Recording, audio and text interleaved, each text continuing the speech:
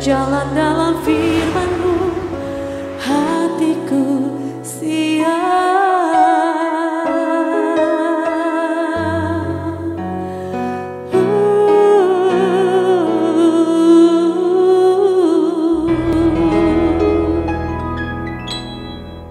Shalom God Lovers, senang berjumpa kembali dalam program Raised in God malam hari ini. Bersama Diaspora TV, setelah melewati kesibukan sepanjang hari ini, mungkin ada situasi yang membuat jiwa Anda menjadi lesu dan berbeban berat. Jangan menyerah, sebab Tuhan mengundang kita untuk mengalami kelegaan. Tuhan Yesus berkata, marilah kepadaku semua yang letih lesu dan berbeban berat. Aku akan memberikan kelegaan kepadamu. Matius 11 ayat 28. Mari sebelum kita mendengarkan kebenaran firman Tuhan, kita tunduk kepala dan kita berdoa. Bapa di dalam sorga, terima kasih karena pada malam hari ini sebelum kami beristirahat setelah seharian dalam aktivitas kami, Tuhan memberikan kami kesempatan untuk mendengarkan kebenaran firman-Mu, berdoa, menyerahkan hidup kami, karena kami tahu hidup ini adalah sebuah misteri. Dan kami percaya Tuhan Engkau yang akan menjaga kami ketika kami tidur. Dan Engkau pasti juga menolong kami pada besok hari kami bangun. Ini doa kami Bapa. Dalam nama Tuhan Yesus kami berdoa dan siap untuk mendengar firman-Mu. Amin. Saudara-saudara yang terkasih di dalam Tuhan Yesus, malam hari ini kita akan bicara satu tema dengan judul ibadah harus jadi komitmen keluarga. Mengapa dalam hidup ini kita menyaksikan banyak anak-anak Tuhan yang jatuh? Mereka adalah orang-orang yang tadinya aktif dalam gereja dan bahkan menjadi pelayan. Tetapi kenapa mereka harus mengalami hal yang demikian? Salah satu alasannya karena tidak lagi giat dalam ibadah, baik ibadah raya, umum, bersama-sama maupun ibadah pribadi. Mari kita buka satu bagian Alkitab dari Yosua pasal yang ke-24 ayat yang ke-15. Firman Tuhan berkata demikian. Tetapi jika kamu anggap tidak baik untuk beribadah kepada Tuhan, pilihlah pada hari ini kepada siapa kamu akan beribadah. Allah yang kepadanya nenek moyangmu beribadah di seberang sungai Efrat, atau Allah orang Amori yang negerinya kamu diami ini. Tetapi aku dan seisi rumahku, kami akan beribadah kepada Tuhan. Bapak Ibu Saudara yang saya kasihi di dalam Tuhan Yesus, ibadah raya, ibadah umum adalah ibadah yang kita suka lakukan di setiap hari Minggu atau hari-hari yang lain secara bersama-sama. Tetapi ibadah pribadi adalah, atau ibadah keluarga adalah sebuah ibadah yang kita lakukan di rumah kita masing-masing. Saudara, Yosua menasihati kita untuk kemudian kita menjadi orang-orang yang tidak lupa beribadah kepada Tuhan. Yosua menyatakan ini kepada bangsa Israel ketika dia dalam hari tuanya. Dan barangkali dia melihat ada perubahan drastis yang terjadi kepada bangsa Israel.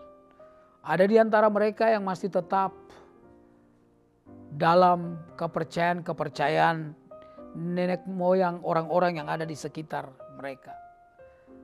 Dan Yosua tegas untuk berkata bahwa aku dan seisi keluargaku kami akan tetap beribadah kepada Tuhan. Saudara, hidup ini adalah sebuah peperangan. Peperangan iman melawan iblis.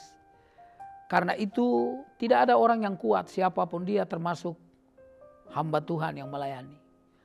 Butuh Tuhan tiap-tiap saat untuk memproteksi kita, untuk menjaga kita, melindungi kita.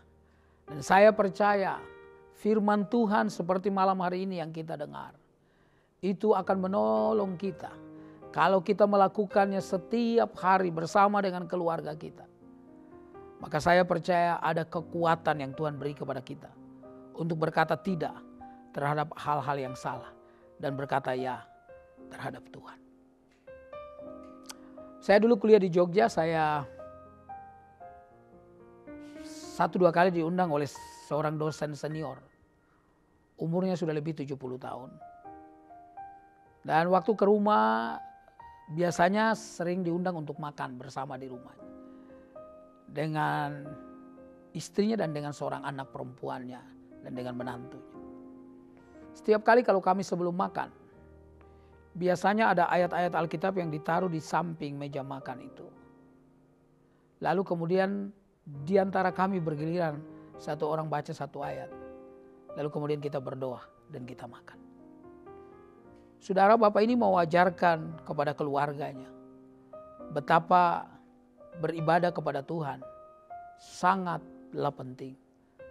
Termasuk waktu kita sedang makan. Ibadah adalah membangun hubungan secara akrab dengan Tuhan. Membangun hubungan secara terus-menerus dengan Tuhan. Sebab saudara-saudara yang terkasih di dalam Tuhan, Tuhan yang menciptakan kita. Tuhan yang mengetahui kebutuhan kita. Yosua dalam hari tuanya dia harus memperingati orang Israel supaya jangan sampai mereka terpengaruh dengan penyembahan-penyembahan yang bukan kepada Tuhan di sekitar mereka. Kalau Anda melihat dewasa ini, ada begitu banyak tawaran untuk Anda dan saya berselancar di tempat itu. Seperti media-media sosial yang menyajikan banyak berita. Dan kadang-kadang berita itu ada yang menakutkan. Dan berita-berita itu kadang ada yang membingungkan. Tapi saya percaya bahwa firman Tuhan itu selalu menenangkan setiap kita. Karena itu Martin Luther pernah berkata begini, andai kata Alkitab ini bagaikan sebuah pohon. Setiap rantingnya saya pernah goncang. Dan setiap kali saya goncang rantingnya, buah yang jatuh itu selalu berlain-lainan. Itu menunjukkan bahwa berkat firman Tuhan itu selalu aktual. Dia bisa menjawab segala masalah dalam segala zaman. Karena itu Bapak Ibu yang terkasih di dalam Tuhan, malam hari ini ketika Anda mendengarkan firman Tuhan, biasakanlah dirimu tiap-tiap saat membaca Alkitab. Supaya hidupmu bukan saja tidak jatuh, tapi berkemenangan hari lepas hari. Yosua sebenarnya melanjutkan apa yang dilakukan, dibiasakan oleh yang namanya Abraham. Di dalam Kejadian pasal yang ke-12.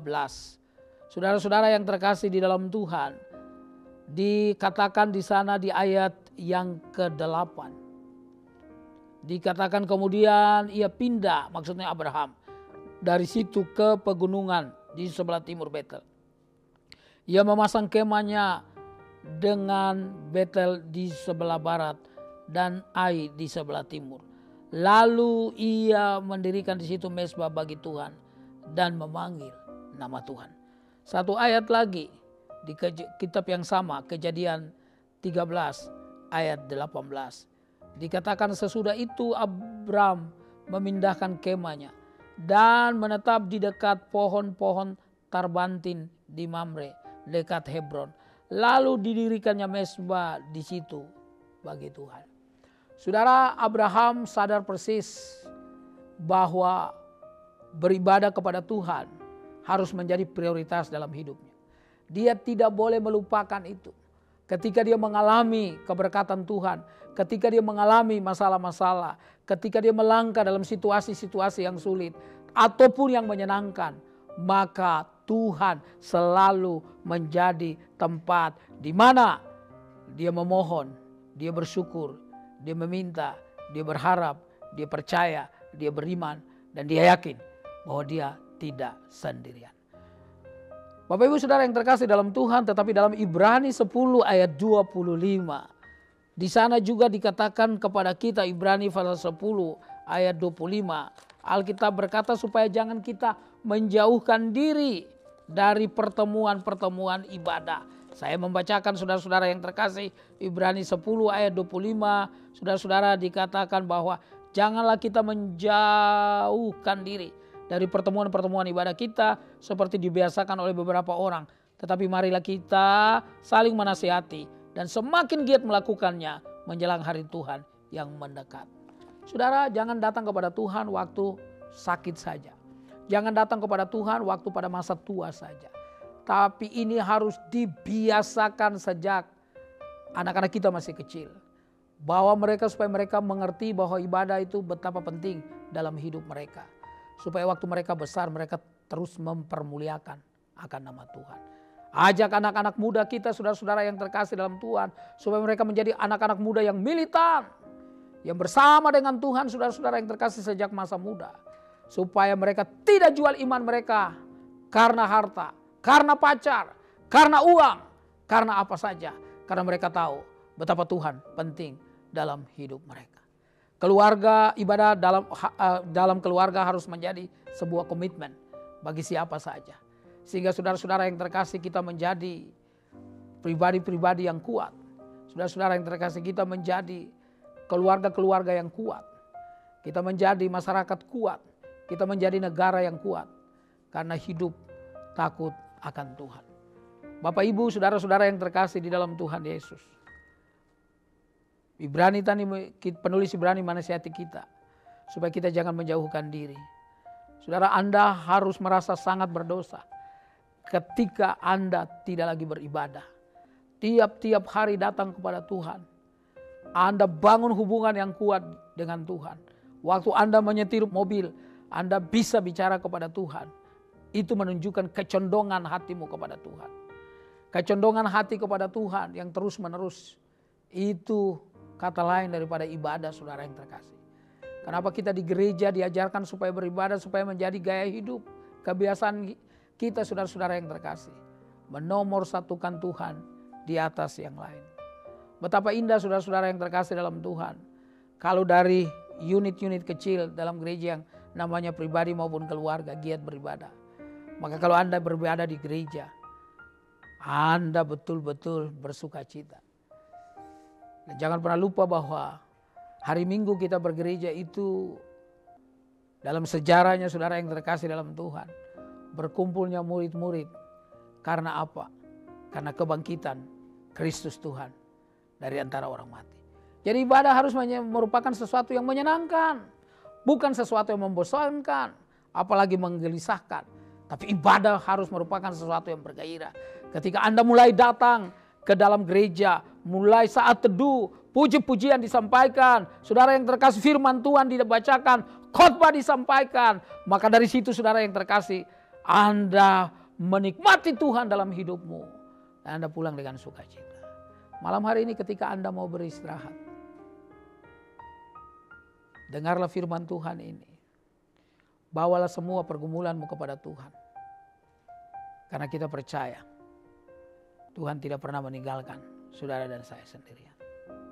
Betapa indahnya menjadi anak Tuhan. Bukan saja diselamatkan. Tapi Tuhan menjaga, memproteksi hidup kita. Mungkin saudara berkata, saya sudah capek Pak, seharian saya bekerja. Jiwa yang letih dan lesu itu datang kepada Tuhan, maka saudara akan disegarkan. Saudara-saudara yang terkasih dalam Tuhan, saya bertobat sejak tahun 77. Dan sejak saat itu sesudah tamat SMA, tahun 83 saya mulai melayani Tuhan. Dan sampai sekarang saya tidak pernah merasakan letih. Dalam arti saudara yang terkasih tidak bergairah. Tetap bergairah dan tetap bersemangat dalam melayani Tuhan karena saya tahu ada mahkota yang Tuhan siapkan bagi kita. Karena itu saudara-saudara yang terkasih di dalam Tuhan. Biarlah kita sebelum tidur, mari kita berdoa bersama-sama. Menyerahkan semua pergumulan kita. Bersyukur untuk apa yang Tuhan sudah lakukan sepanjang hari ini. Karena saya percaya setiap orang punya proses masing-masing bersama dengan Tuhan. Tunduk kepala dan kita berdoa. Bapa di dalam surga, terima kasih untuk firman Tuhan yang pada malam hari ini kami dengar. Ibadah harus jadi komitmen keluarga. Ibadah harus jadi komitmen pribadi per pribadi dalam keluarga. Ibadah harus jadi komitmen yang tidak boleh dilupakan. Pemimpin besar seperti Yosua, dia tetap ingat di hari-hari tua untuk bukan saja mengingatkan kepada dirinya sebagai keluarga, tetapi kepada bangsa Israel supaya jangan melupakan Tuhan karena kemenangan demi kemenangan yang dia alami setelah mengambil alih kepemimpinan dari Musa yang sudah meninggal. Dia tahu itu semua berasal dari Tuhan. Kami bersyukur karena kami diajarkan oleh Abraham dari hari-hari awal ketika dia keluar dari Ur Kasdim. Dia selalu mendirikan mezbah. Dan terima kasih karena firman Tuhan malam hari ini juga mengajar kami. Jangan menjauhkan diri dari pertemuan-pertemuan ibadah. Bapak hamba berdoa dalam nama Bapa, Anak dan Roh Kudus dalam nama Tuhan Yesus. Untuk setiap mata yang sebentar lagi dipejamkan karena memasuki istirahat. Tuhan, Engkau yang kawal kami. Peluk kami. Kalau ada 1-2 orang yang malam hari ini menyaksikan